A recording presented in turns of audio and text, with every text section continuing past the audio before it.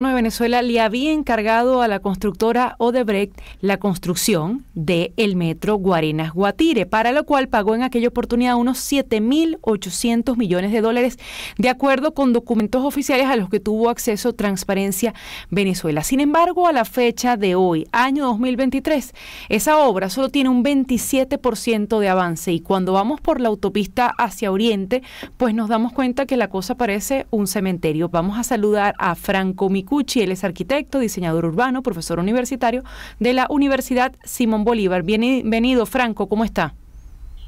Muchísimas gracias, muy buenas tardes para ti y para tu audiencia. ¿Qué venía a representar esa construcción?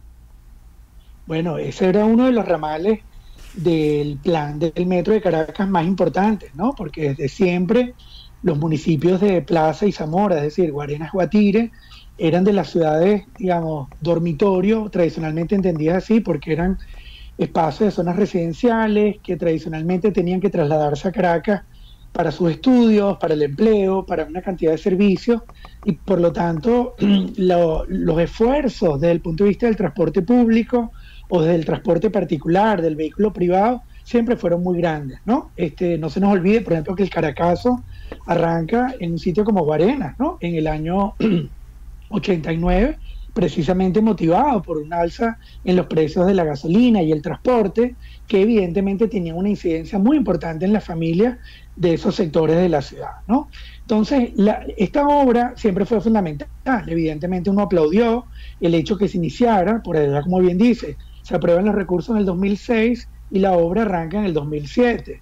Evidentemente al principio había un plan de hacerla entre 5 y 6 años, esa fue una meta no cumplida, luego se alargó la fecha de inauguración al 2012, 2014, y eventualmente dijeron que para el 2018, y desde entonces ha estado prácticamente paralizada, por un lado, evidentemente vinculado con la crisis económica del país y de alguna manera también afectada por la crisis de la empresa multinacional Odebrecht, que de alguna manera operaba en Venezuela con mucha fuerza, ¿no?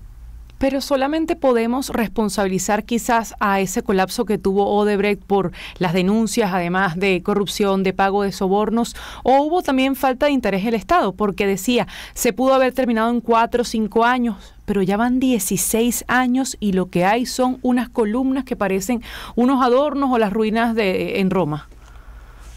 Sí, es así.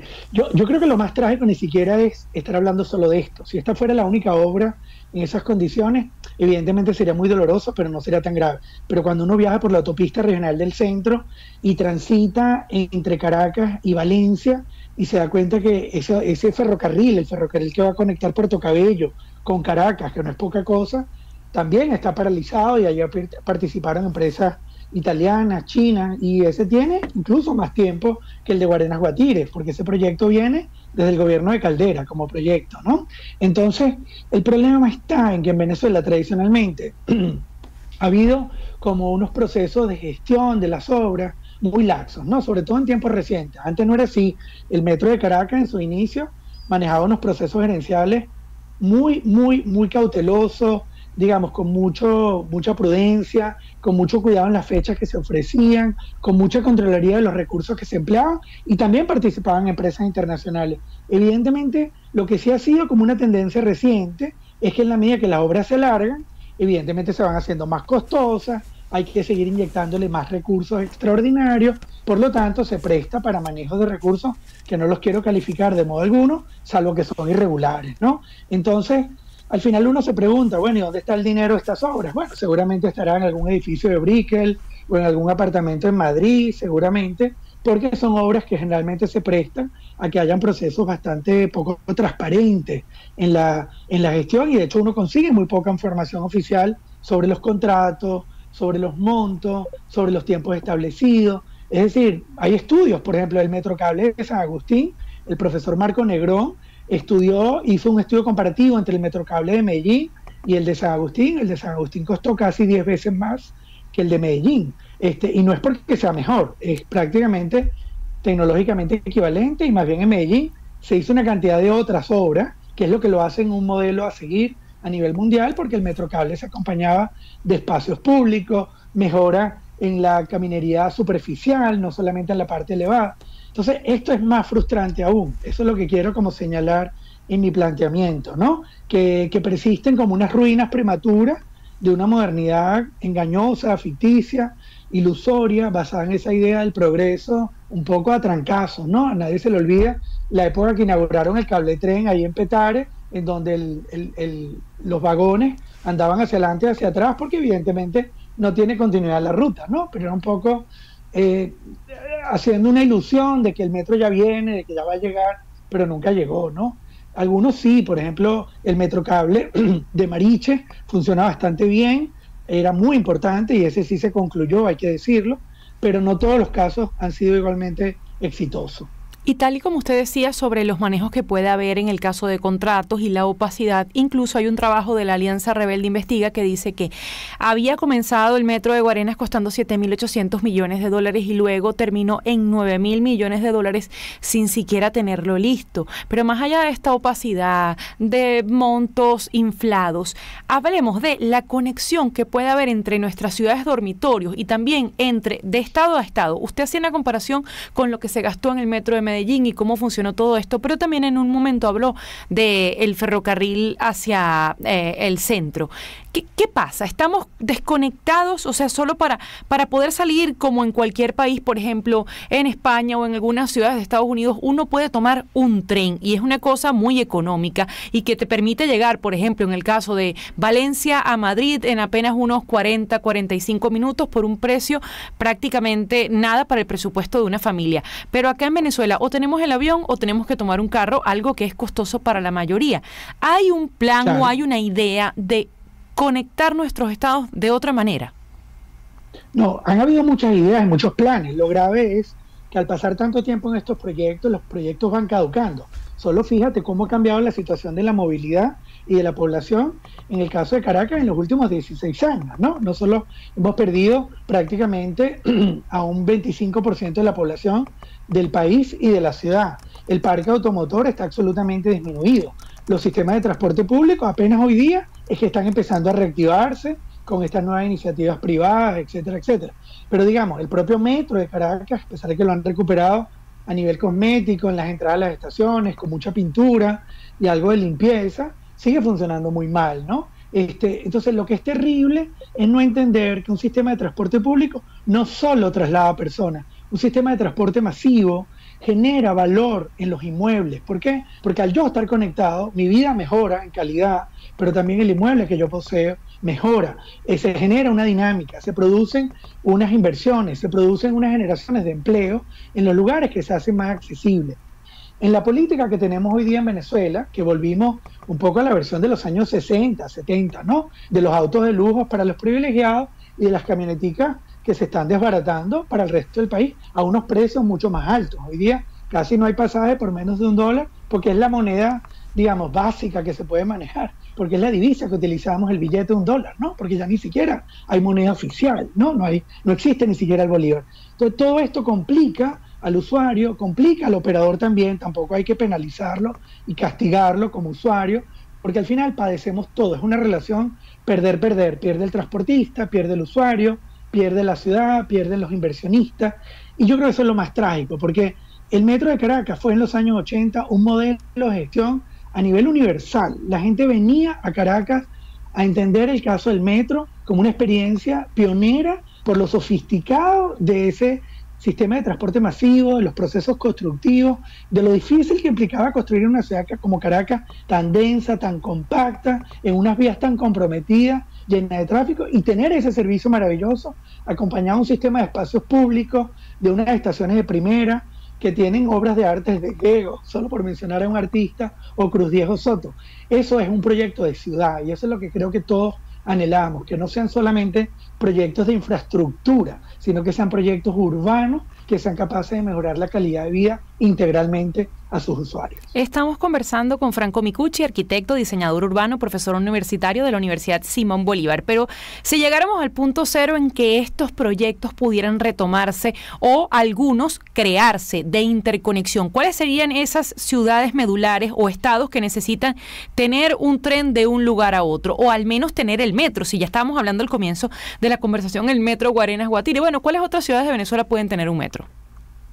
No, yo creo que al final Caracas tiene que resolver el enlace con estas áreas dormitorios. De alguna manera ya los Valles del Tuy con Charallave, muy mal, pero funciona y existe la ruta y eventualmente habría que mejorarla. Guarenas Guatire está en proceso de construcción, eventualmente hay que terminarla. Va a ser muy importante la conexión también a La Guaira, al litoral, como bien dice, para poder llegar al aeropuerto con cierta comodidad, me explico, con cierta eficiencia y, ¿por qué no?, también para satisfacer las ofertas turísticas del litoral central en sentido bidireccional, para que Caracas pueda bajar al litoral y que también las comunidades del litoral puedan hacer vida en Caracas. Y por qué no, soñar también zonas más complejas como los Altos Mirandinos, San Antonio, Los Teques, que también están en proyecto y en proceso de construcción, incluso otras ciudades, por supuesto todas. En primer lugar, la región central, Maracay, Valencia y la conexión a Puerto Cabello, por el problema de la carga. Esto es algo fundamental, entender que Venezuela es hoy día un país mucho más importador que lo que era hace 20 años atrás. Por lo tanto, el problema de la carga, cuando uno atraviesa la autopista regional del centro, ve el desfile de contenedores de productos importados que, por supuesto, afectan la movilidad general del país. Pero tu proyecto de transporte masivo tienen ya Maracaibo, construido parcialmente de muy mala manera, Valencia también construido de muy mala manera sobre la Avenida Bolívar y no funciona para nada bien. Barquisimeto implementó un sistema como llamado Trasbarca, también muy mal implementado, con unos cambios sustanciales en el proceso. Es decir, son todas las ciudades metropolitanas de Venezuela que están apostando a estos sistemas. Debemos recordar que tan solo 33 ciudades concentran el 70% de la población del país y las 7 áreas metropolitanas del país concentran casi la mitad de la población de Venezuela. Eso no es poca cosa. Esto creo que es importante señalarlo porque el éxito de estas ciudades es el éxito también de toda Venezuela. Y además soltar la dependencia del auto, todavía cuando tenemos una gasolina que para la mayoría de los ciudadanos no es nada barata, pagar la gasolina en dólares o tener que sacrificarse 3 días en una fila. Franco, hablabas de esas rutas de autobuses que se hicieron en algunas ciudades. El Bus Caracas es una de esas rutas. Y también vemos, por ejemplo, en la avenida Fuerzas Armadas, creo que prácticamente también tienes el canal para los motorizados, que debería ser el canal del Bus Caracas, se convirtió en el canal de los motorizados. Es así. Son proyectos también que se iniciaron hace muchísimo tiempo. Eso en algunos casos son de dependencia municipal, son proyectos gestionados desde los municipios con apoyo del gobierno central, a pesar de que son proyectos costosos, muy mal gerenciados, muy mal implementados, así como el de Barquisimeto, el de Caracas ha sido bastante desastroso. El mejor ejemplo es el que se hizo en Mérida, el trolebús de Mérida, que no es que funcione perfectamente, pero fue relativamente respetado en su proyecto, en su concepción inicial, quizás con deficiencias en las rutas, por supuesto, y luego con el impacto del tiempo y los malos servicios de mantenimiento, etcétera, etcétera, por supuesto, ha perdido vigor. Como tú bien dices, por un lado está el tema de lo absurdo de privilegiar al vehículo particular, no solo con estas importaciones de camionetas y carros de lujo que vemos en toda Venezuela, para ese segmento chiquitito del 3 o el 5% de la población, que acapara seguramente el 70 al 80% de los recursos del país, mientras el resto del país se mueve fundamentalmente en guaguas, no de las de W, sino con G, y además haciendo un daño ambiental terrible, porque lo terrible de seguir dependiendo del automóvil privado, a pesar de que somos un país petrolero, que estamos sentados en las reservas petroleras más importantes del país, somos un país sin gasolina, esa es la realidad.